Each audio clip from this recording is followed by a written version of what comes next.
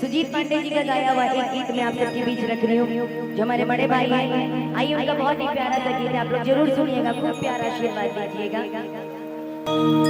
सुन के काला चश्मा वाली, सुन के काला चश्मा वाली, सुन के डबल चोटी वाली, तू तो लगबे हमर साली, हम तो दोसर नहीं तोहर परिवार ही होगे,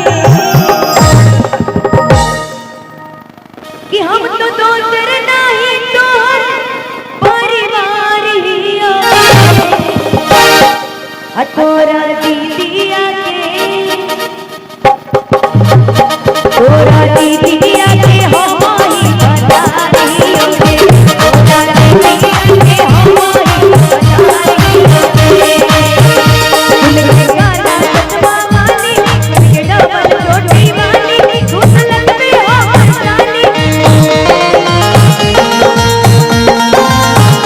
हम तो दोसर नहीं तोहर परिवार ही होगे।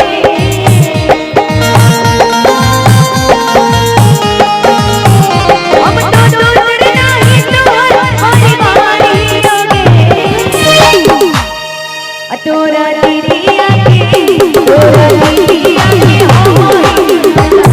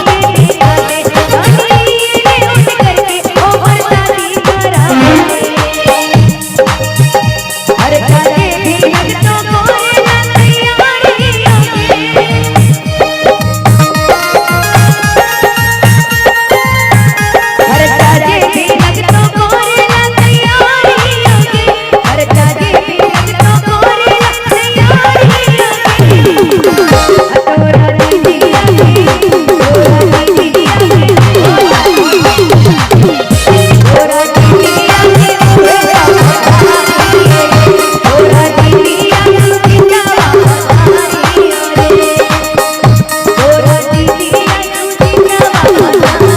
हमारी